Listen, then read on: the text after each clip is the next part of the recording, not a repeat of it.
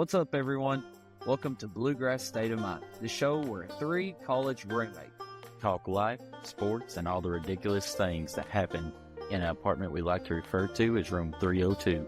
We're bringing you stories, hot takes, and the kind of late-night debates that probably should have stayed in the group chat. So grab your headphones, sit back, and get ready for a wild ride through our past college life, sports, and everything in between. Let's get into it. This is Bluegrass State of Mind. What's up, guys? Welcome back to another episode of Bluegrass State of Mind. All right, guys, let's get right into it. Going to talk a lot of Kentucky basketball, Kentucky football, get into some NFL stuff, college pick-ems, and then a little would you rather towards the end. As we all know, Kentucky basketball played in the Champions Classic this past Tuesday night against the Michigan State and came out with an L.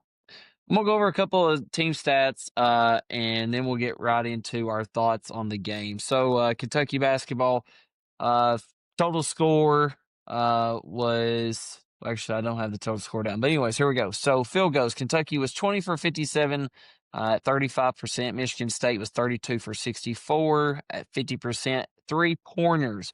Kentucky was 7 for 30. This is very notable here. Michigan State, before entering into the game Tuesday night, had combined for 13 threes on the season in 3 of their games.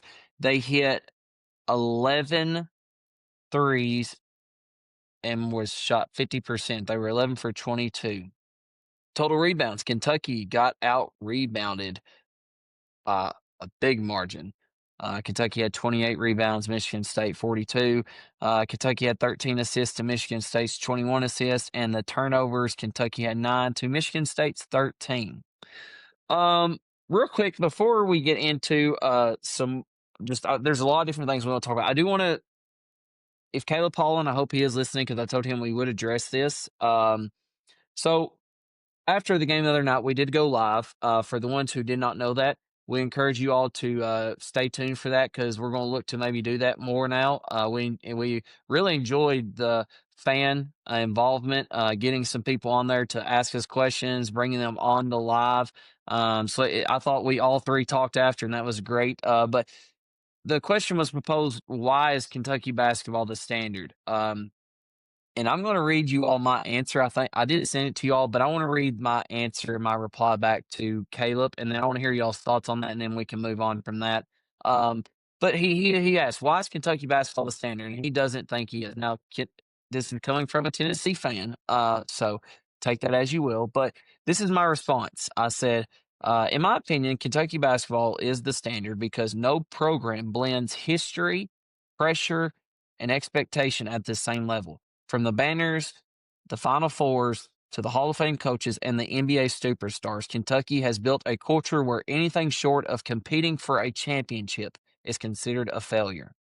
The fan base is unmatched like any other, the spotlight is brighter like any other, and the brand is bigger than any other.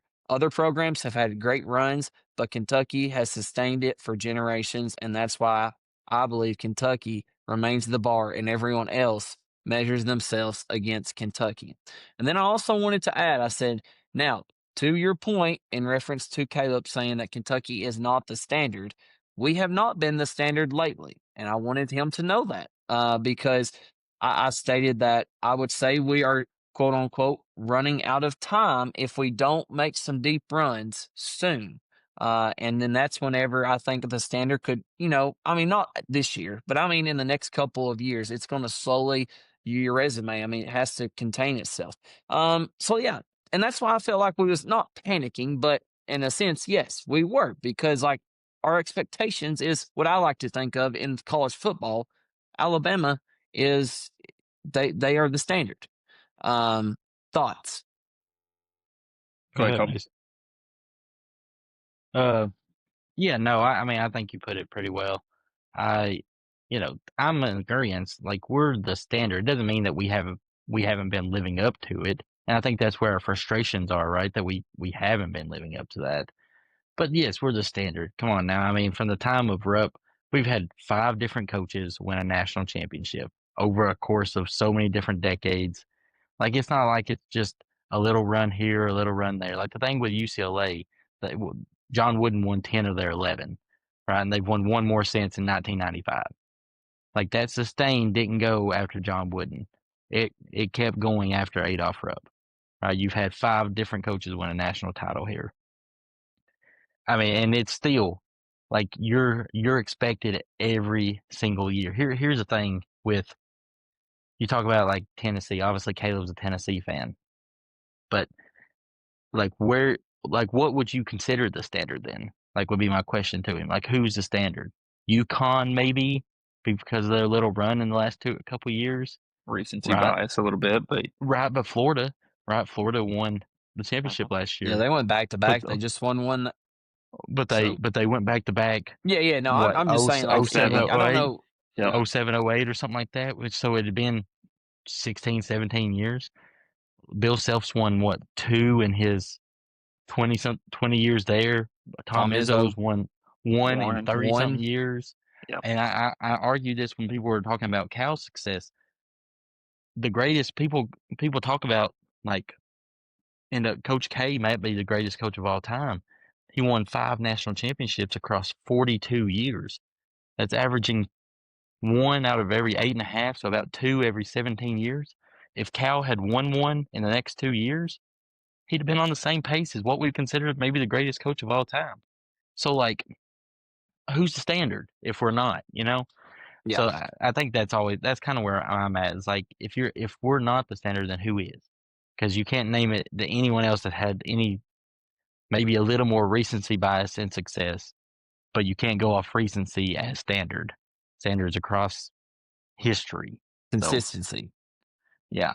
Go ahead, Mason. No, I mean I think y'all summed it up well. You know, I think it boils down to, like Colton said, you know, over the course of the program's history, how successful we've been. We have the highest winning percentage in college basketball history. You know, 8 national championships, and I think that just speaks to, you know, Colton, you talked about Coach Cal, and it's like, yes, he did so much for this program. You know, you talked about Coach K and the average, you know, championships every, you know, 8.5 years, whatever it is, and I think that speaks to what Kentucky basketball is all about, right? Like we're so used to being up there, being on top. Whenever we have a couple down years, like we don't stand for it because we expect, you know, it's almost like anything less than a Final Four is a failure, you know, for Kentucky basketball. And, you know, the amount of talent that we brought in, you know, recently that was, you know, partially Cal, but I mean, we've had several other players in the past who've went on to the NBA and had great careers. But I mean, look at the NBA right now. I mean, Kentucky basketball just pretty much dominates the NBA. You look on any team and you almost have a star on any given team in the NBA that's from the University of Kentucky. And, you know, like you said, here recently we've kind of been a little bit down, but you know, we go through some slumps sometimes. You know, we had the Billy G years. You know, after Tubby got there, he won one. He didn't really do much after that. And we had the Billy G years. Cal comes in, kind of revives it. You know, we'll be back. But I think that we are the standard. You know, we've been here from the beginning, and we're still here hanging around. So I know there's other teams that you can kind of throw in there, Duke and the UConn's here recently, but overall long-term success, I think it's us. Yep. All right. Well, let's get into everything there is to unpack with Kentucky right now and the state of the basketball program.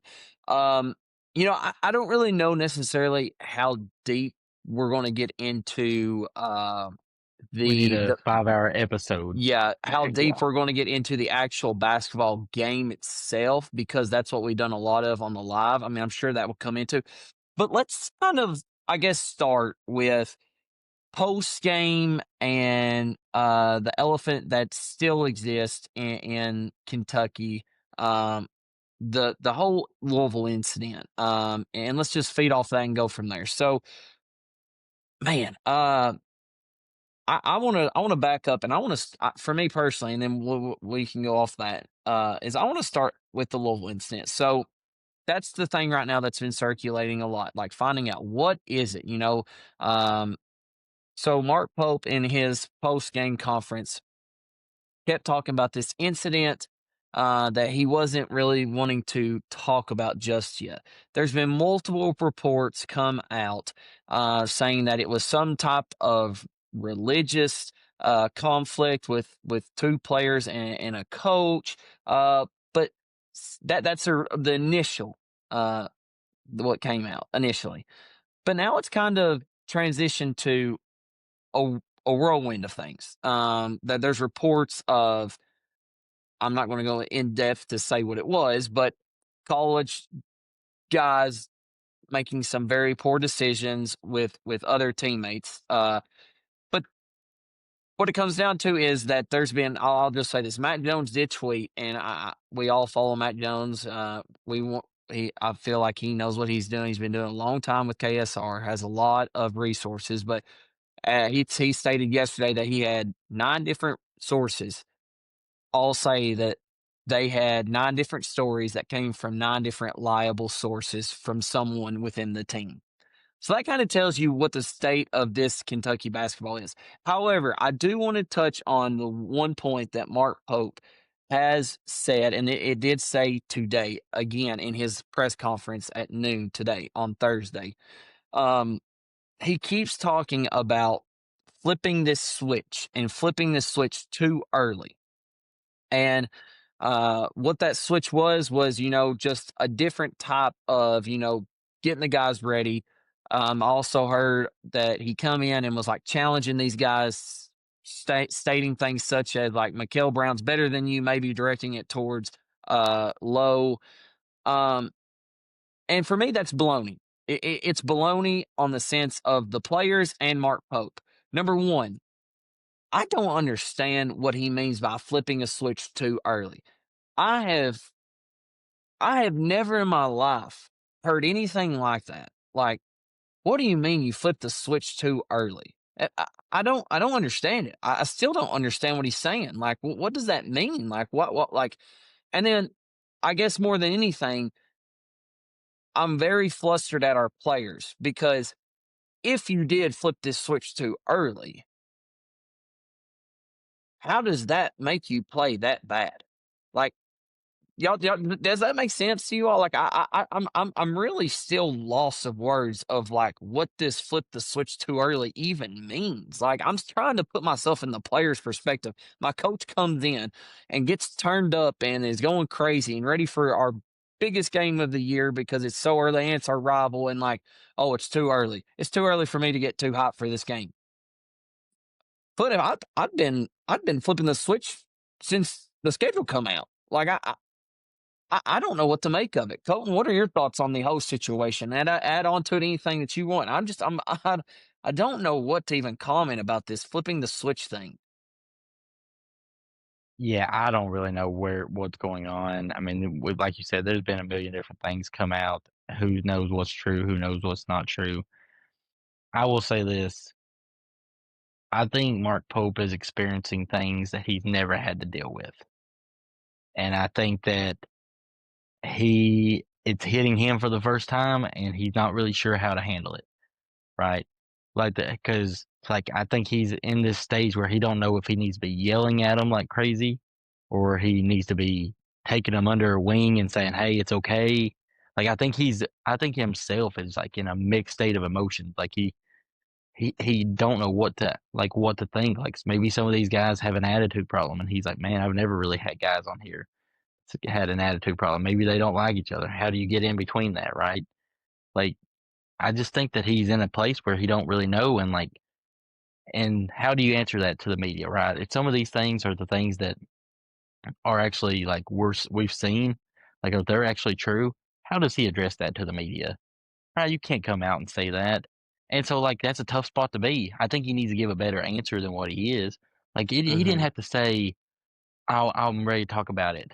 He just came out and sit there and said, there was a controversy amongst players and we hashed it out. We had a heart to heart and we're fine.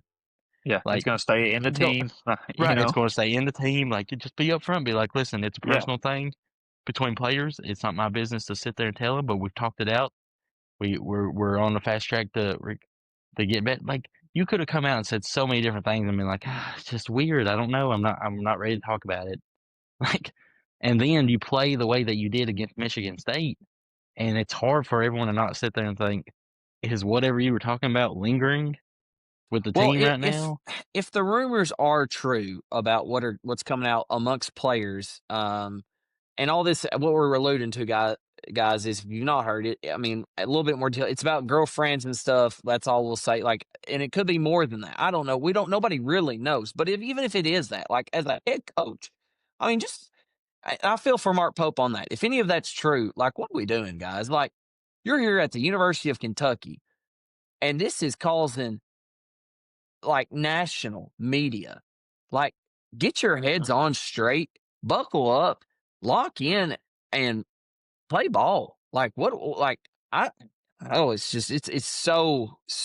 I've never experienced anything as a Kentucky fan that I can remember of this kind of nature of just like, I guess, I don't know, just silliness, immaturityness. I guess if any of this stuff is true, Mason, what are your total thoughts on this whole thing? Yeah, I mean, ultimately, I still think that Poe was feeding us a bunch of crap right now. Like it's more than they flipped the switch too early. There's something more going on, and like you said, Colton, I feel like Pope is just kind of at a loss right now. Like he doesn't really know what to do to fix whatever it is that's going on. And you've seen it like in his press conferences, in his interviews. Like last year, we never saw this side of Pope. Like you see him just kind of like pausing, not really knowing what to say, stuttering, stumbling on his words. Like that's not who Mark Pope is. That's not who he's been. So there's something that's going on, and like you said, Colton, maybe he doesn't need to share that with the media. But why not just come out and say that and address it and say, look, he's dug himself a hole now, and I don't really know how he comes out of it at this point with everything that's been going on, the way we've been playing. Something's obviously brewing, and I just think he made that initial mistake of saying that right after the game. There was something that went on, and then once he had time to think about it, okay, maybe it's best if I don't share this. That's when he should have just, it's like he keeps digging himself a deeper hole and just backing up, Right. keeps putting it in reverse and running away from it. Just come out and say, okay, look, something happened. It's internal. We're Well, taking care of it. We're fixing it, but I just don't understand this well, right now. I really don't. well, even then, just saying that though, like in that form, like even if something happened, either say what it like, give a better answer than that, or don't say it at all. Exactly. Because like all you done after losing like that and come up with that kind of comment makes it look like it was an excuse. And And then he people are going to take that, and then you play the way you get against Michigan State. Now everyone's like, okay, is this like the excuse? Like, was it the injuries, or is it because you don't have a grasp on the locker room? and Like he knows now how Big everyone's Blue kind of like, Nation do you not is. have that? Yeah, he Right. knows how Big Blue Like Nation is. he's Like this is just understood gonna that. keep getting worse. I really, Yeah. like you said, I think he's kind of just shell shocked right now about everything that's going on and doesn't. He's lost and he needs to get it figured out quick. Well, speaking of loss, before we get into that, I want to stay on the topic of today's press conference that he had at noon. Um, I know Mason had tweeted out he on our Twitter feed, which I was literally thinking about it. Um, man, like you said, he keeps digging himself in a hole right now. And what I mean by that is the man's got to stop with his numbers game and the analytics, because the quote he said today about Brandon Garrison being the second most efficient offensive player on the team, man. I mean, I'm just sitting there. I'm like, actually, I'm not gonna give my opinion right now. Mason, you give your opinion on that. Like when you heard Mark Pope say that, like what is your initial thoughts on that? Like as soon as you heard him say, "Yeah, BG's been playing good," or he's not had his best game against Michigan State, but he's a lot more. He's quicker than he was Yeah, last year, and he's the second most efficient offensive listen. player we have on the team right now. Like, why is he spitting all these analyticals out? Let the eye test do what you need Here, to do on that stuff. here's my thing. They asked him another question in the press conference about, you talk about how physical this team is and athletic, and we didn't see that against Louisville and Michigan State. They're more athletic. They're more physical. They're better players. Go look at the analytics from those two games with Brandon Garrison, and I promise you, he's not going to be the second best overall efficiency. Like throw out these scrub teams that we've been playing. Eastern Illinois. Throw out these games. Throw in there what he looks like against better competition, and I promise you, if you just open your eyes and look at it, throw out these analytics because he is not our second highest offensive efficiency player right now. And there's two big plays that come back to my mind, and one of them was in the Eastern Illinois game, and it was late in the second half. I don't know if y'all were watching, but there was a free throw. and BG had no idea what was even going on, right? There was a free throw. It was a live ball. He catches the ball, and he just kind of stands there. He turns around to throw it to Oway or whoever it was. They steal it. They get a layup. Then there's another possession in the Michigan State game where he's getting back down. Dude turns around, throws up a little hook, bounces off the front of the rim. BG just kind of stands there, like doesn't even jump, doesn't even, yeah. Like, I mean, he's like, oh, there's the ball, shoots it again. Oh, there's the ball, another rebound. And it's like, what are you doing? And there's been other stats that I've seen where, it looks like we're playing pretty good. We start going on a run. Moreno's in there. We pull Moreno out. We put BG back in, and that's when we just start going downhill. Both these games, we've looked Yeah. good for the first, 8 minutes ish. And, there's been key points in both these games where Barron and Garrison's come in, and I just really don't understand that. And I feel like he's looking too much into these analytics. And if you just go back and watch film, he is obviously not who we need on the floor right now. Colton, transitioning into, I guess, another part of this is obviously you want to see your coach, you want to see your head coach of your program take a loss to heart. You do want to see like he cares and it means something. But talk about like, I guess, the energy, the body language, the tone that we have seen in since the Louisville game with Mark Pope, because we talk about these comments, but I think it's so much deeper than just his comments, because multiple reports, I know everybody's probably seen them, but just the tunnel walk in when Mark Pope's coming in before the game, his head's down, he looks like his puppy just died.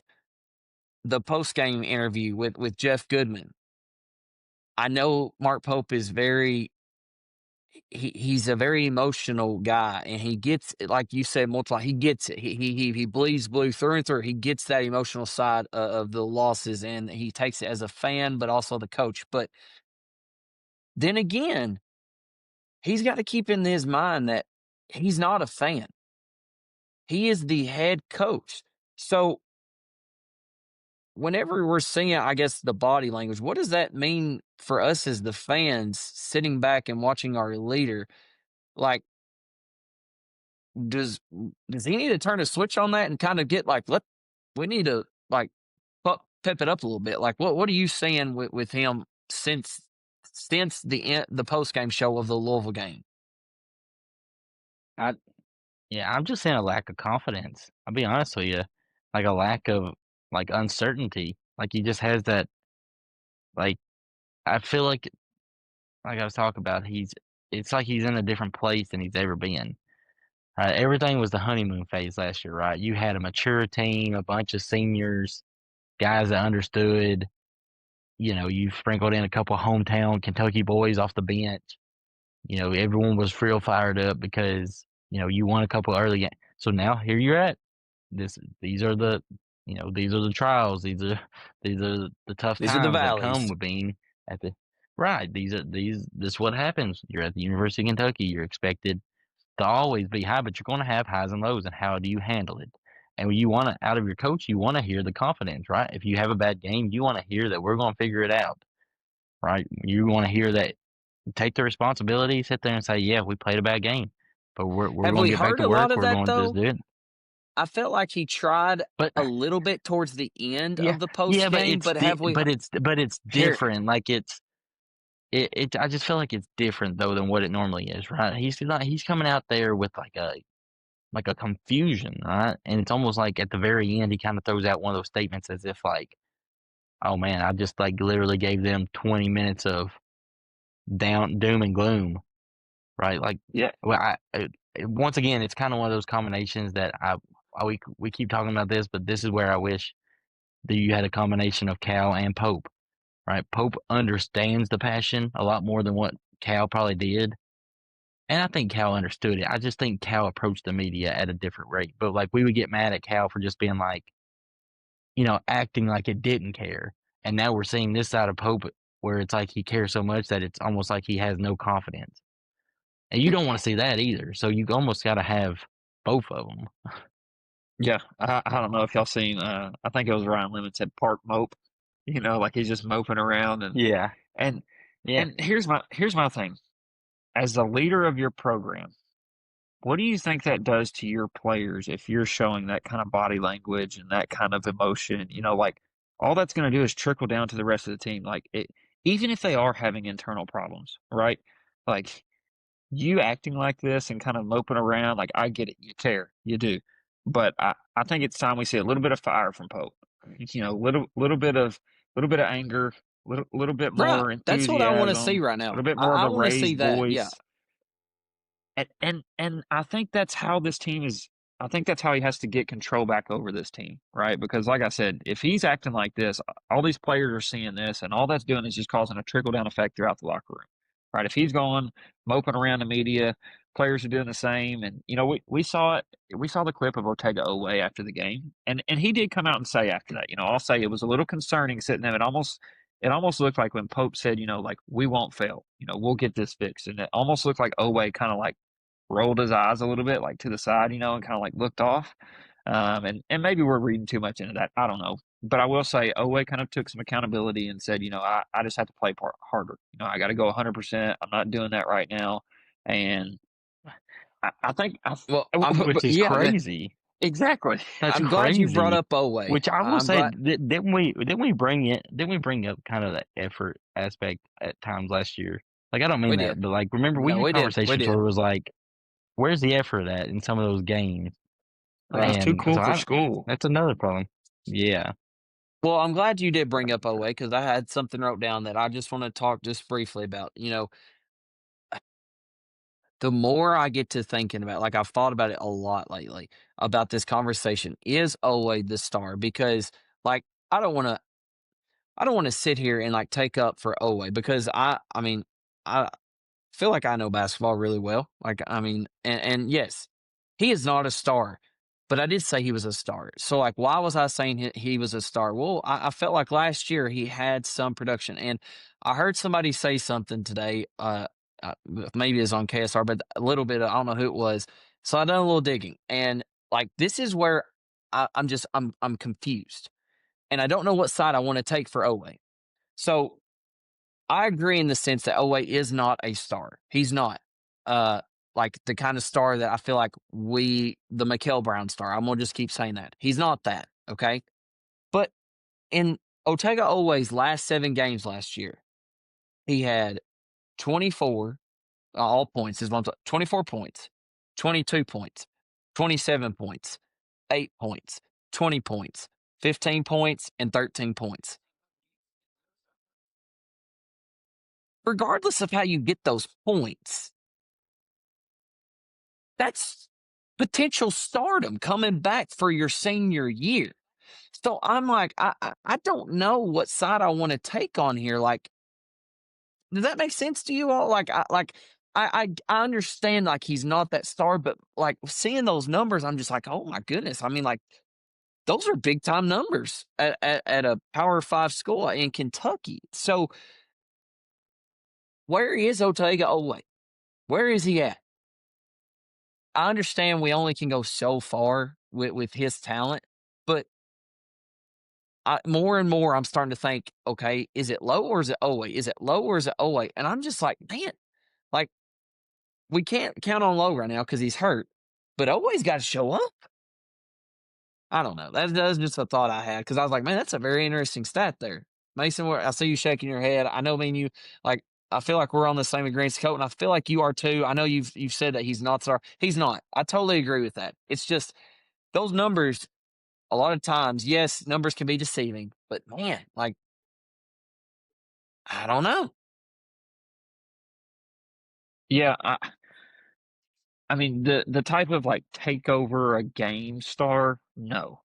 But like the average 16, 20 points a game, yes, he can obviously do that. And I think and I said this I think last episode or at some point, maybe on our live, but I just feel like if you're gonna build this roster around Oweh, I feel like this roster is not built well to fit his game.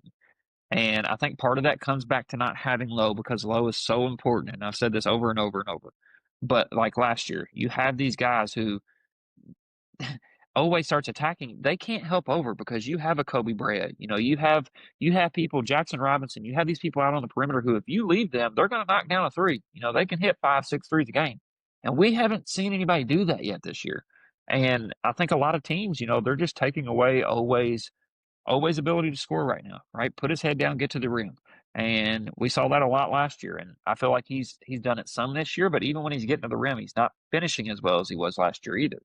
He kind of reminds me of and this is just like a quick comparison, but like kind of like a Jimmy Butler, right? Like can't really shoot the ball, but he needs to dominate the game with his effort. He needs to go hard on both ends of the floor. He That's a needs to be good that scrappy comparison. guy, get to the rim, finish around the rim. Like that's who he kind of reminds me of. But you have to build a team the right way around him. And I just feel like right now we do not have that. Yeah. Cone, speaking of OA and the low combination, at this point, the coaches have got to know something. I think. Is Lowe coming About back Lowe? this season? I don't know. Maybe if we're desperate. I was gonna To say I me, think I it think depends that's on what they're how waiting And on. if he does next I not think month they're come just goes. back, waiting to see if we're desperate. if he does not come back, If he doesn't come, how do you feel? if he does not come back, I think we're looking at about a 6 seed in the NCAA tournament. I'll be I honest think with you. absolute That's where I ceiling is really, Sweet 16. Absolute yeah, ceiling is a Sweet 16 I without think at Lowe. the most, yeah, I think that's the absolute, and that's just hoping that it gets figured out. Here's what I think about Oway. Yes, he's a very good college player, but like we said, eye test, right? Eye test, and that's what I went off of last year. I thought Oway was a very good player. I thought his effort was a lot better than what it was like this year, and I don't know what changed. Well, is it the NIL money? Is it that he went to the draft process and he come back, so he kind of has this? Yeah, you know what? I could have went on to the NBA. I could have just stayed in the draft, but I came back here, so now like I'm the guy. Like, does he have instead of like not thinking like he's got to earn it? I don't know. But when you watched him last year, very one dimensional, a very good product of having shooters around him, Yeah. right? No, I agree with He everything you're saying. he was a guy that you looked at, and at his size, right? With the way that he plays, I kept saying this last year. Owe needs like the Adu Thiero height and the body with the way that he plays, right? It's hard to play the way that he plays, but be like, what is he, 6'3"? 6'5"? I don't even think he's that Six tall, three, is he? 4. Yeah, 6'4" maybe? He's yeah. 6'4". So he plays like a 3/4, but he's got the body of a point guard. So like, I mean, that's if you're gonna have that body, you better be able to shoot. You better be able to have some different skill sets, and he just doesn't. And it doesn't seem like he's developed anything. It just seems like he's gotten worse. More, Yep. I don't care. So Yeah. he's not the star that we need. He needs to be. Truthfully, we should have had a team full of a couple of stars that where Owe was like the third or fourth best player on the team. Yeah. Like if we need him to be the best player on the team, we weren't going to go as far. Simple as that. And that we need him to be, but oh well. Yeah, no, I agree. I mean, Yeah. like you said, I think he would be great if we had one other guy, right? Like one guy who we could just rely on and always kind of like that, hey, we need a bucket here, get downhill, get to the rim. But trying to put everything on him right now and like I said earlier, like losing Low is so hard because he just creates so much and has the ball in his hand so much. Like he creates open looks for guys that gets defense out of position. That helps always games so much. And what we're really going to struggle without him. And I think that's probably part of it right now. I've been reading some things too that like whenever Lowe came here, it was kind of like a hey 2 year thing, right? Like you're going to be here for 2 years. That's your plan. Lead this team for 2 years. Let's let you grow and develop and become a leader, and be here for 2 years. And now that we've lost him, and it it just looks like, and I think that's probably what Pope and him are kind of talking about right now. Like and his family too. Like, hey, I know your plans to be here for 2 years, but like this this season could get out of hand quickly if we don't have you running the point, and we're seeing that right now because our offense is just awful. Well, here's another aspect of it. I wasn't really thinking, but they mentioned on KSR about how if Lowe plays 2 more games, and this season's not, but if he doesn't play in 2 more games, he can technically Redshirt. like this is a new season, so he technically has two. He would have 2 more seasons after this. So I mean, that's Yeah, a but big deal. Like, I mean, because it here's the is. thing: now with NIL money, you're talking about an extra couple $1 million, maybe, or whatever he's making, like just to be able to stay in college for another year. Because he's not an NBA guy. I mean, look, I mean, he's not going to be an NBA guy. So, like, But how bad is it another though that year we're of having making to a think couple $1 like million. that though? Like, how bad We is can't it hear that we're you. having? No, can you hear him, Mason? No, I can't hear him either. No, Yeah, no, not I sure agree what's though. going I on. feel like You there's keep popping in and out, DG. But yeah. So I mean, there's I'm so not much sure to like if think we're about gonna be for able to hear them and DG or go not. But on. yeah. So let me ask you this: like, I know we talked about, we kind of went in on Pope the other night on the live, so I'm not going to do that tonight because Yeah. I don't want us to make it sound like we're not all in on. Like, we Well, I love mean, Pope. We know.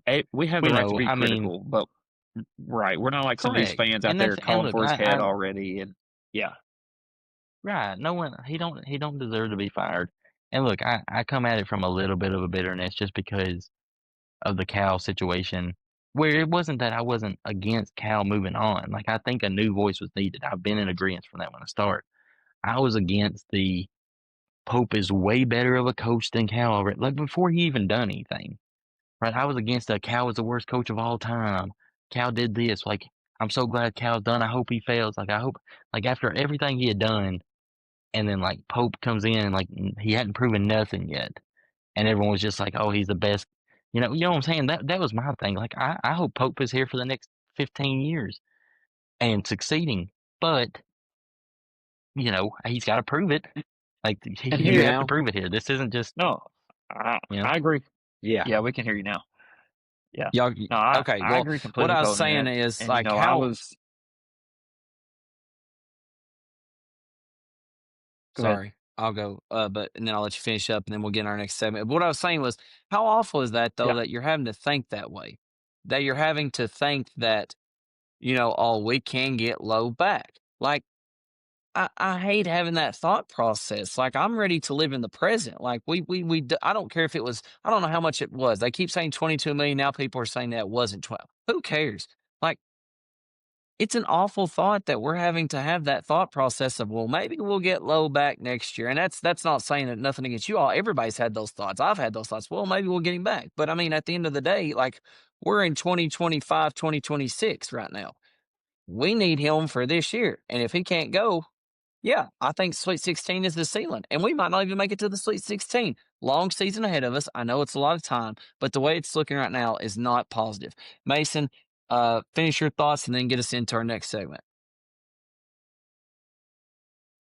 yeah. Real quick on that. I've kind of talked about that too. Like, if you're Pope right now, kind of going back to some of the internal issues, like you can't really you can't really just bench these guys and punt on this season, right? It's Kentucky basketball. It's a big blue nation. You can't do that.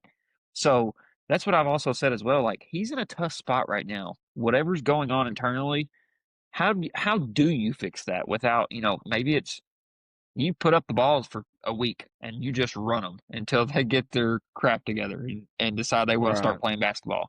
But going back to like the Cal and Pope thing, like I agree, and I was big on ready for something new, and I never bashed Cal. I loved Cal for everything that he did. Do I think he had some flaws? Absolutely. And I did say coming in, like I think Pope is a better X's and O's No, coach. But Mason, his you biggest bashed him. question that It's okay. everybody had, You bashed him. and we are still seeing I I I didn't bash him. It was time for something new, and he had his flaws, and he's made his mistakes that I think were fixable that he didn't fix. Yes, but I did not ever wish Cal, like badly. I hope he has success. But the biggest question mark around Pope coming in, and it's still the biggest question mark, is can he recruit? And we haven't seen that yet. And I think that's going to continue to be the biggest question mark. This next class is going to be a real eye opener. They're saying Stokes was a lean. Now he might not be. Now they're saying this Collins guy is a lean. We'll see if we get him. I think he can be special. But Pope's in a very weird spot right now, and it'll be interesting to see how he navigates throughout the rest of the season.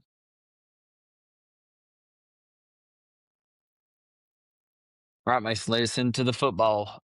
But before you get into football, man, how All crazy right. is it for the So viewers next out there segment here. again that we say that Kentucky football is the winning program right now. Man. Like everything's just switched. Like, I mean, just Exactly. completely went Yeah. 180. Yeah. 2 weeks ago, everybody, 3 weeks ago, everybody's like, oh, Kentucky football, we stink. Get Soups out of here. And, we're so ready for basketball. And now it's like they completely swapped. And, the Cats, they had a good I mean, win. I was in Lexington when we beat Purdue Friday night and then get whooped by Tennessee at home. And at that point, you're like, bring on basketball, baby. Now we're the best football team in the nation.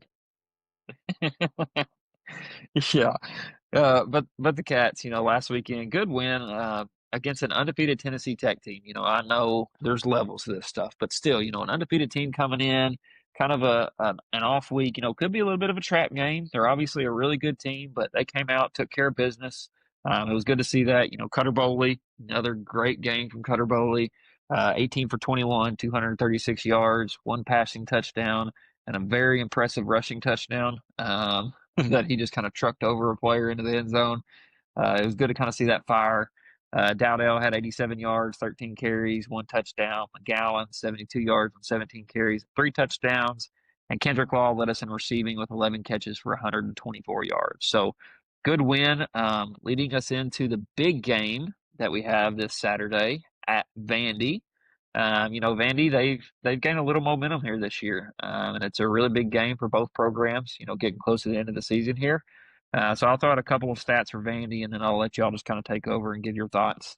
But Vandy's 8-2 coming into this game. They have a 3-point loss to Texas and a 16-point loss to Alabama. Vandy is averaging 38.3 points per game, 258 yards through the air, and 185 yards on the ground. I think we all know, everybody in the nation knows that this team kind of goes as Pavia goes. He leads the team obviously in passing yards, and he leads the team in rushing yards, 21 passing touchdowns and 7 rushing touchdowns. Defense for Vandy, they're very solid against the run. 18th in the country, allowing only 101.9 yards per game. But where they struggle is against the pass. So they allow 252.8 yards per game, and they allow an extremely high completion percentage of 75.59% per game, which is very high in my eyes. So, Colton, what are your thoughts? Cats going into this weekend at Vandy. What do you think some of the keys are going in this game? Yeah, the thing I've liked the most about the last few weeks is how much the team has looked like it's come together, right? It doesn't look like there's any selfishness anywhere, like the wide receiver room. It's not like we have a bunch of stars, but it looks like they're all contributing, right? You have some guys kind of developing. You're watching them all develop. You're watching the run game just kind of play hard-nosed, and you watch the defense kind of flying around more, right? So it just seems like there's just a big team, like camaraderie around it, which I love.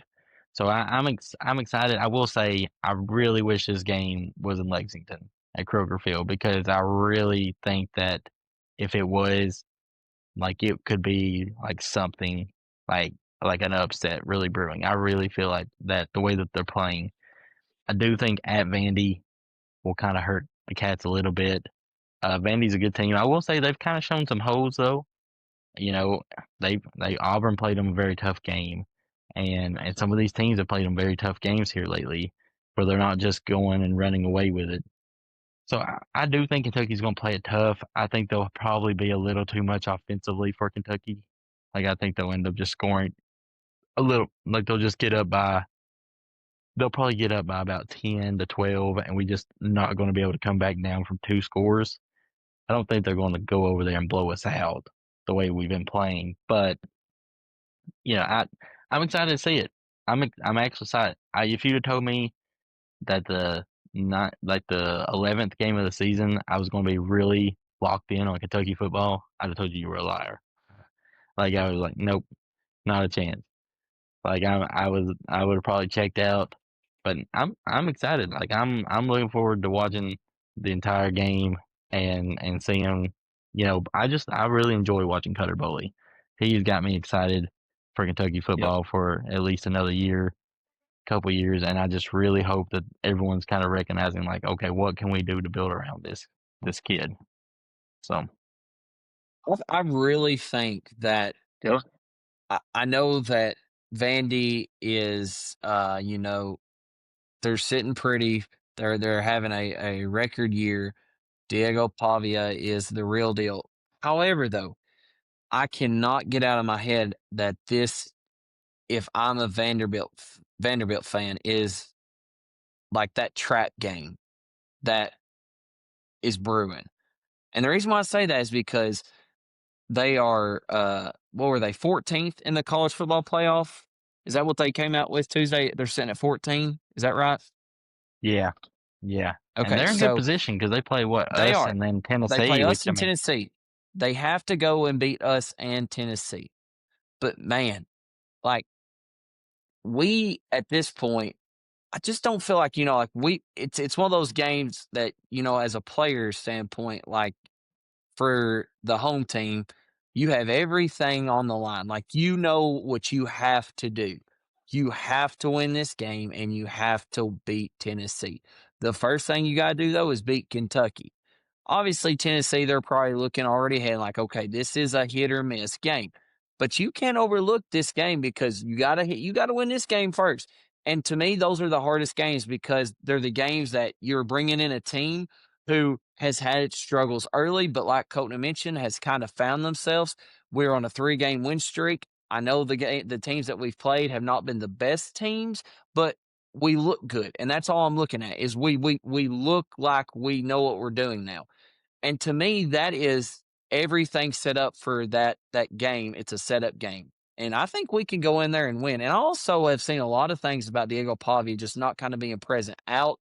Like I think I don't know where, but he's out all the time. So like, I'm just sitting here thinking like, I wonder if this dude is kind of like, that he reminds me of Johnny Manziel. Like, does his teammates really even like him? Like, I'm starting to get those type of vibes. And Right. uh, yeah, I think we have a good shot of coming in there.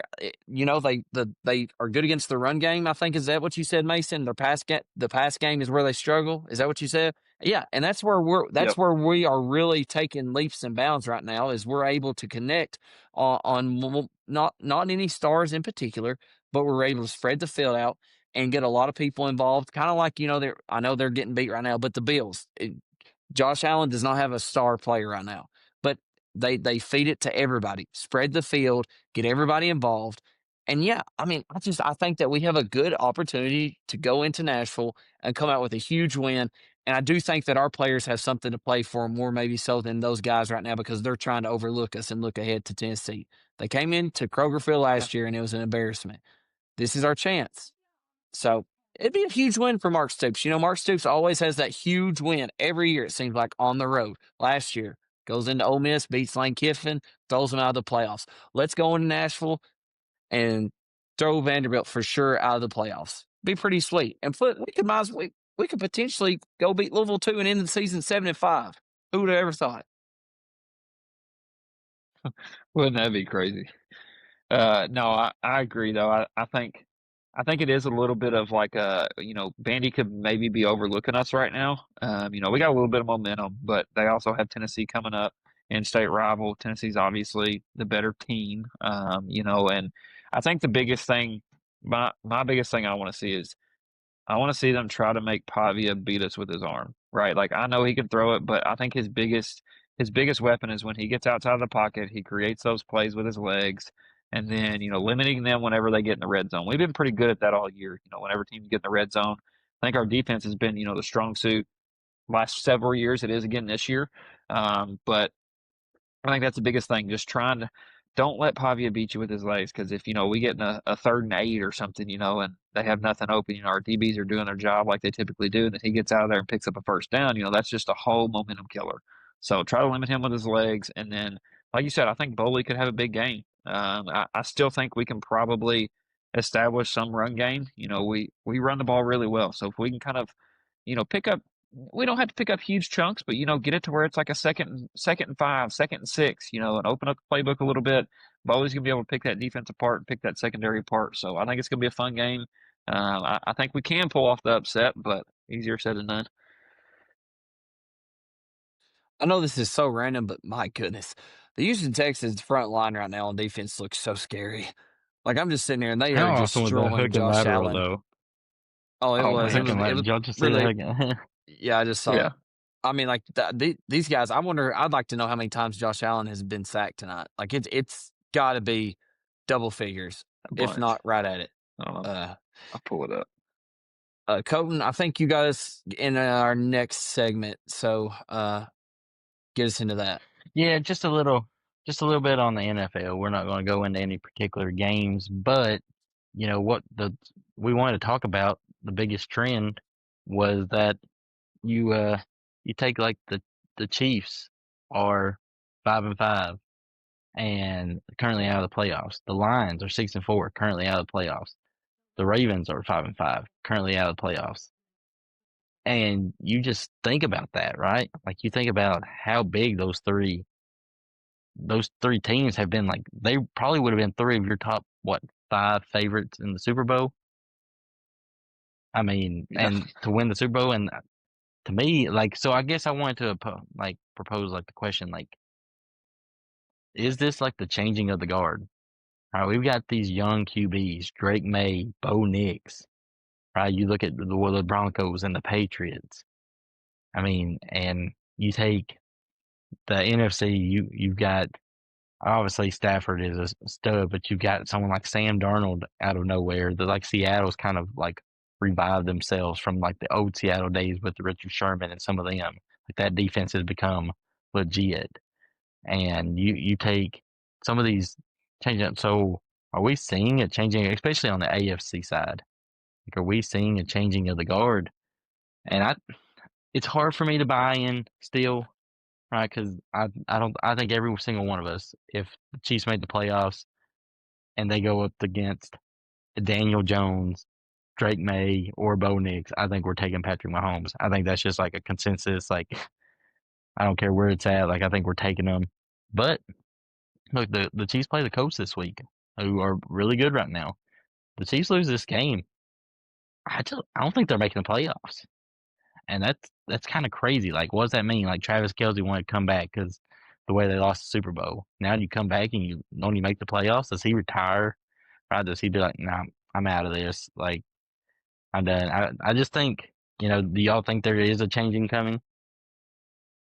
I think Go ahead, one Dylan. thing that's very interesting that when you say that is that the change that you're talking about, it's funny how the teams that are successful right now, it's almost like it was, I don't know, 10 years ago. It's the system that they're in, the coaches, the way that they play the game. It's not necessarily that quarterback who was Patrick Mahomes taking over that game because, like you said, every team you mentioned, they do not have a star quarterback in my eyes. They have a star team, and it reminds me of just how important again that coach plays into that team. You take the Colts. Daniel Jones is not a star, but the coach and the Colts have all the right pieces. The Broncos. Bo Nix is not a star quarterback. Drake May. Drake May, yes, he's playing at an elite level right now. But right now, can we say that, he is a star quarterback? He has potential. I for sure will say he has potential. But yeah, I think that you're seeing that, like, okay, that quarterback is, although it's very crucial to have a great quarterback, at the end of the day, it's all about the team. So I think it's very interesting that you bring that up. But yeah, I think you are starting to see possibly a change with the guard. But I'm right there with you. Yeah, I still would not want to see Patrick Mahomes in the postseason. It's just like Tom Brady.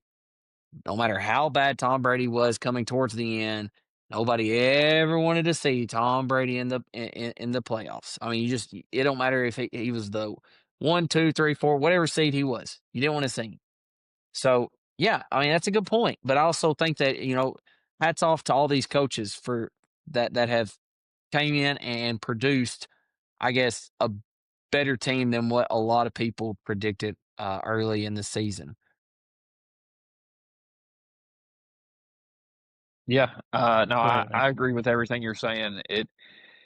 Like you said, it kind of does seem like, maybe a change in the guard. And I will say, like Ravens, they've been pretty banged up this year. I still think they're going to be good. Lamar back there. I don't know that I don't know that Mark can win a Super Bowl, but they're still going to be dangerous every year. Probably a team you don't want to see in the playoffs here for the next several years. But like you said, Dylan, none of these guys are superstars yet, but they also don't have any superstar like receivers either. You look out there and it's not like they have a bunch of studs on the offensive side of the ball, and they're just going out there and getting the job done. And I think several of these teams, they have a really good defense. You look at Denver, you look at Seattle, and JSN is kind of coming on. He's been the best receiver in the league this year. I think Seattle's a sneaky team right now. Going into the second half of the season here, they're one of my favorites right now to win the Super Bowl. And I just want to throw this out there as well. Like Matthew Stafford right now, I mean, for his age and how long he's been in the league, I mean, he is just balling out right now for the Rams, and the Rams look really, really good too. I think it's good though to see some of these different teams not seeing the same teams. The Chiefs, and even though the Eagles are still up there, I don't think the Eagles win it this year. I think they have too many flaws, and they haven't looked great. I know they have a pretty good record, but I my favorites right now, I had some stuff written down. Rams, Seahawks. I did still have the Chiefs in there. Assuming they make the playoffs. Like y'all said, you can't ever count Patrick Mahomes out. They've been banged up this year as well. They're just starting to get healthy. Lost a tough game to the Broncos. And then the Patriots. You said it. Patriots look really, really good right now. Well coached team, and Drake May's he's doing all the little things right. He's staying within himself, playing the game the right way, making the right decisions. So, yeah, I think we could see it coming.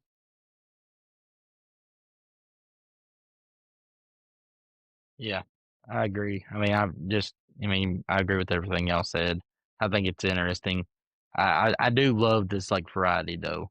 I do love seeing some of these younger QBs managing some of these teams. I love seeing these coaches, Vrabel and Peyton, and some of these guys like showing how good a coach they are.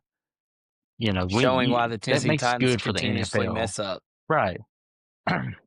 Yeah, 100%. But I mean, just it's good for the league when it's not just the Chiefs, right, or the Chiefs and the Eagles. Like it's good to have all these good teams. Like, I mean, there's so many good teams right now. Like I could not tell you who's going to win the Super Bowl this year. Like I really couldn't. It would not surprise me for the Chiefs to win it. They're not even in the playoffs right now through 10 games. It wouldn't surprise me for any of those three teams I named, the Lions, the Ravens, or the Chiefs, to win the Super Bowl. It would not surprise me at all. So Yep. that's good for the NFL. All right, let's get into our fun segment of the night. Would you rather? We've got 1, 2, 3, 4 questions. Then we'll get to our college football pick'ems. Then we'll call it a night. So, would you rather? First question: would you rather play 18 holes with Tiger Woods or be on a men's league with LeBron James? I'll just go ahead and answer this one. I feel like you all know this. Listen, I know playing, but here's what I was thinking of. Playing one round with Tiger Woods, you get one round and you're done. That's what it says, 18 holes. Playing a men's league with LeBron James, think of how many games. I mean, I don't care if it's just 3 games. I'm definitely playing a men's league team with LeBron James on my team. Oh my goodness. I'm going to be throwing the signature D Wade LeBron. I'm throwing it up and I'm coming out with the wings spread out, looking at the camera. He's throwing it down. Man, no, but for real, I think it'd be awesome just to be able to pick his brain on the court. I think that's something a lot of people forget about is like how intelligent LeBron is. A lot of people get mixed up on the GOAT conversation and all this and all that politics, whatnot.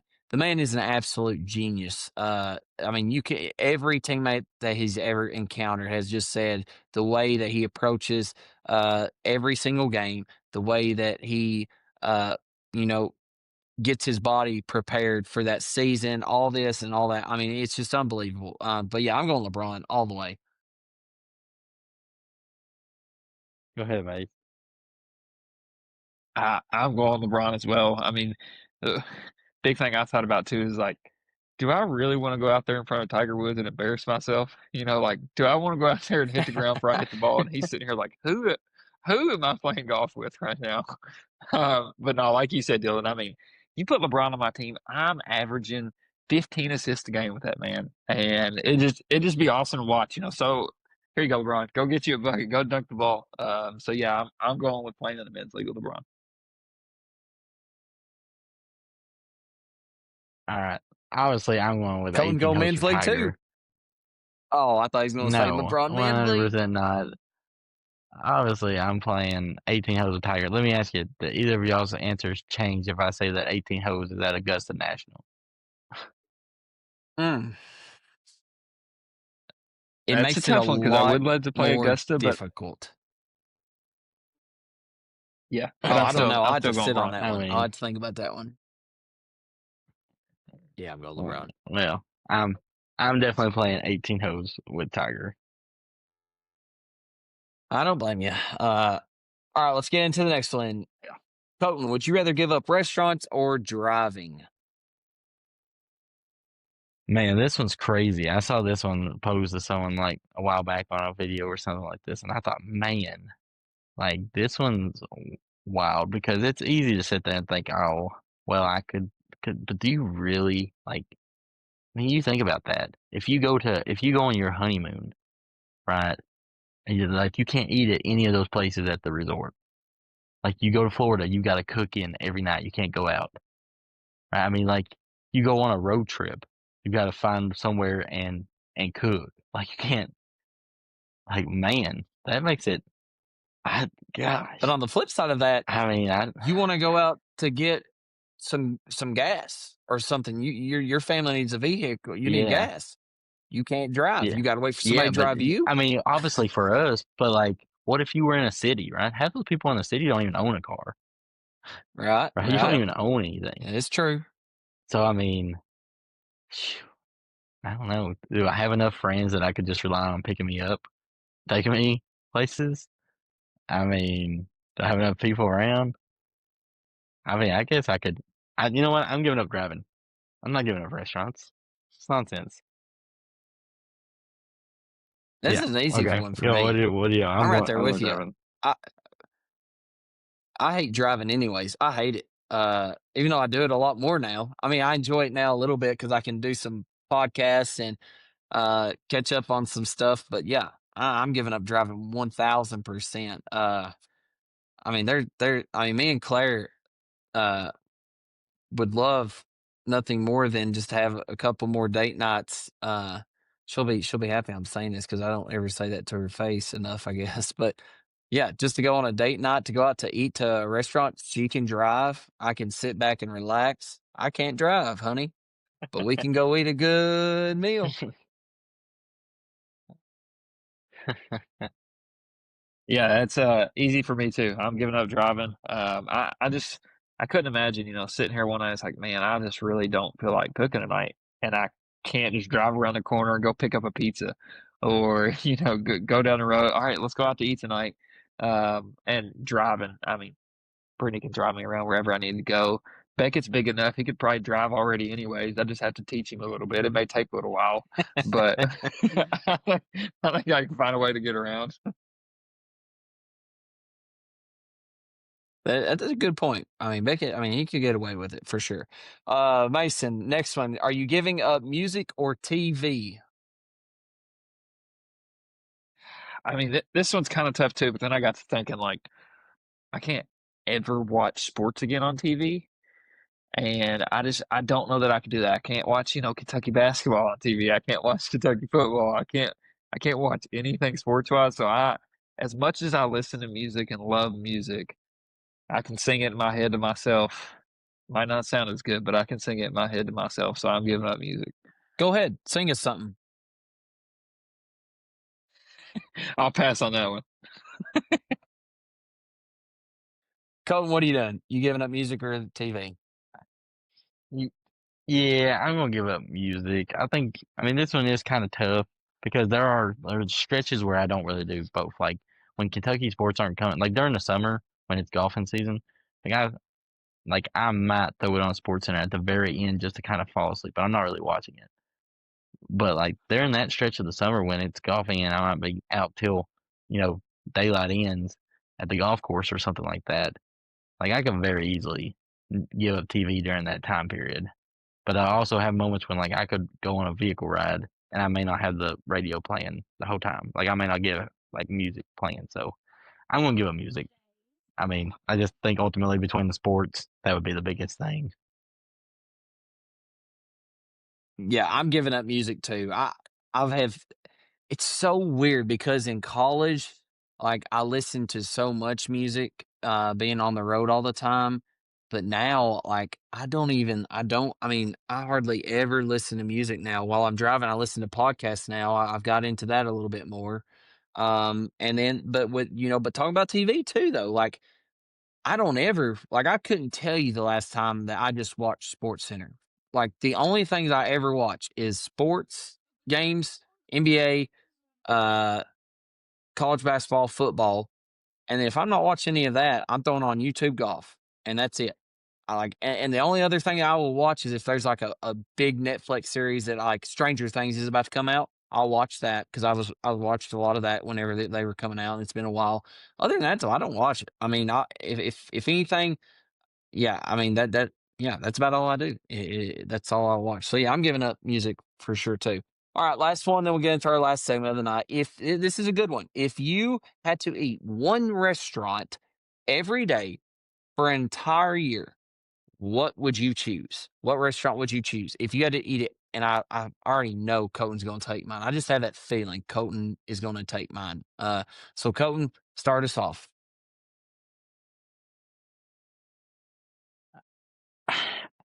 You know, I think What? so. I Wait, went let's go different fast because food. I Let's probably go ain't fast gonna take food. yours unless. Okay, we'll say fast food. Yeah, fast food. Yeah, Oh, I think okay. I'm going to go with Chipotle. I'm going with Chipotle. And the reason I say Okay, that you is didn't take mine. because I got to trying to think about this hard because I was like, okay, I can just have meals where I just have grilled chicken. I can have meals where I can have steak. I can have meals where I can technically just fix like a salad in a way with the lettuce and stuff. Like I could have a variety of different meats and like a different combinations. I know it's all kind of a mixing, but I think I could do different things like chips for snacks.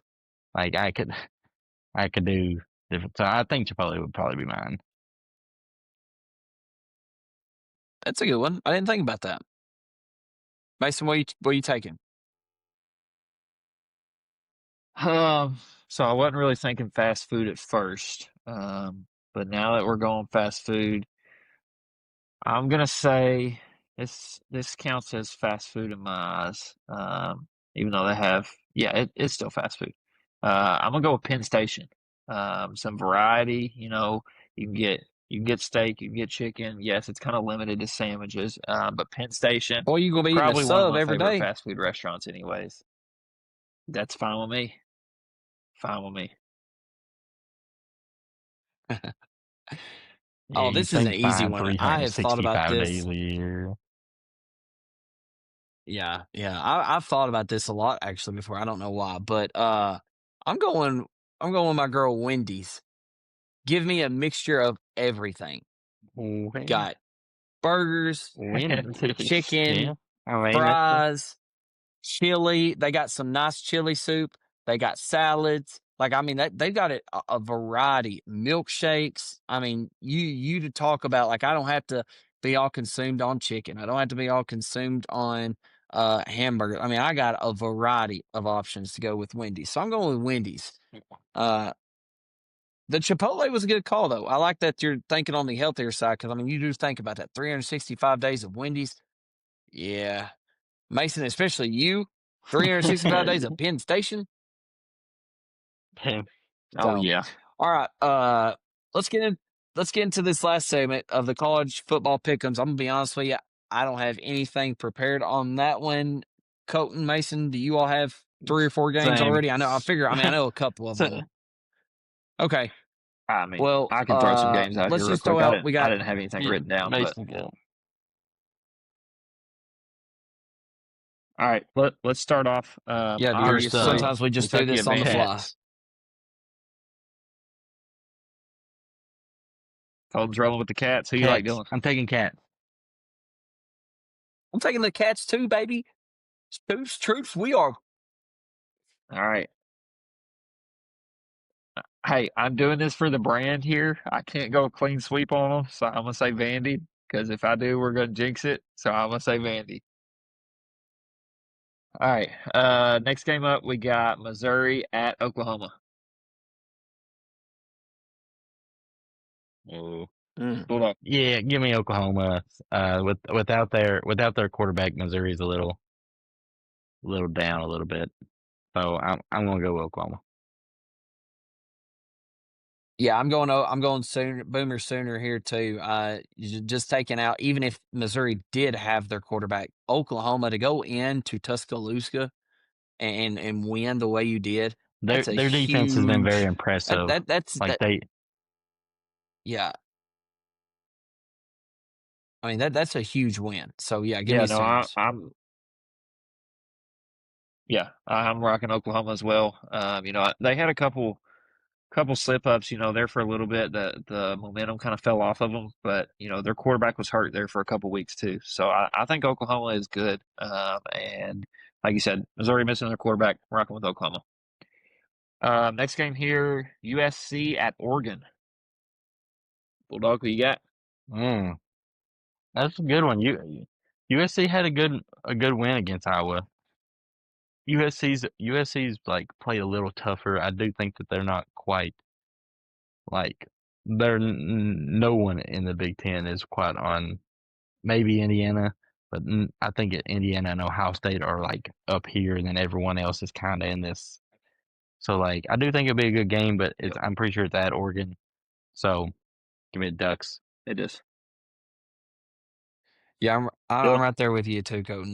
Give me the Oregon Ducks on this one. Oregon's just not really played, I think, the expectation up to the caliber, up to par to what they probably was expecting coming into the season. There's just that, like you mentioned, there is a significant gap between Indiana and Ohio State and the rest of the Big Ten. But I'm going with the Oregon Ducks here. I am going to rock with USC. I think, they've had a couple tough games this year, but I think USC's kind of flown under the radar a little bit this year. Not as good as some of these past seasons, didn't have as much hype around them. So I'm going to go with USC to pull off the upset. And then last game here, and then we'll All close it right. out for tonight. Kind of a big game in ACC, Pittsburgh and Georgia Tech. It's at Georgia Tech. Mm, mm. I'm gonna I'm take gonna go Georgia Georgia Tech here. Tech. I I like Haynes love their King. quarterback. Yeah, same. Mine's All lagging a right, little bit, so I'm gonna go whenever I another talk, it upset goes here. into you all. I don't know what's Yeah. going on with my internet. You're going with the upset? You going Pittsburgh? I'm gonna go another upset here. Yep, I'm gonna go Pittsburgh. There was a lot of hype around them last week going into that Notre Dame game. Thought they were gonna play them pretty tough. They kind of got blown out. I think they have a bounce back week here. Like I said, it's big for the ACC standings here, so I'm gonna go Pittsburgh.